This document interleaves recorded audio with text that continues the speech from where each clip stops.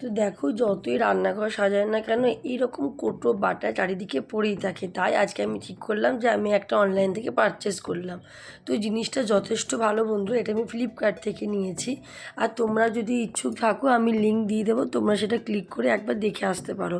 তো সত্যি বন্ধুরা এই র্যাকটা খুব ভালো, দেখো কত সুন্দর দেখতে লাগছে। কোটো বাটাগুলো এক জায়গায় একসঙ্গে রাখা হয়েছে, দেখতে যথেষ্ট সুন্দর লাগছে, জায়গাটাও অনেকটা ফ্রি হয়ে গেছে।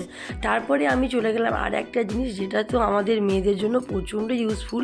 তারপরে দেখো এইটা বুঝতে পারছো, একটা কন্টেনার, একসাথে 4টে রকমের জিনিস এখানে রাখতে পারবো, অনেকটা সুন্দর। এবং দেখো এটা কি সুন্দর ওপেন করা যাচ্ছে, এবং তাছাড়া তুমি এটা পুরোটা ওপেন করতে পারবে, এর মধ্যে তুমি সব কিছু রাখতে পারবে। তাই আমি এখানের মধ্যে একটু চাল, একটু ডাল আর একটু মটর সব কিছু একসাথে এখানে রেখে দিলাম। আর দেখো কি সুন্দর। আজকে ভিডিওটা লাইক করবে এবং শেয়ার করে দিবে। টাটা।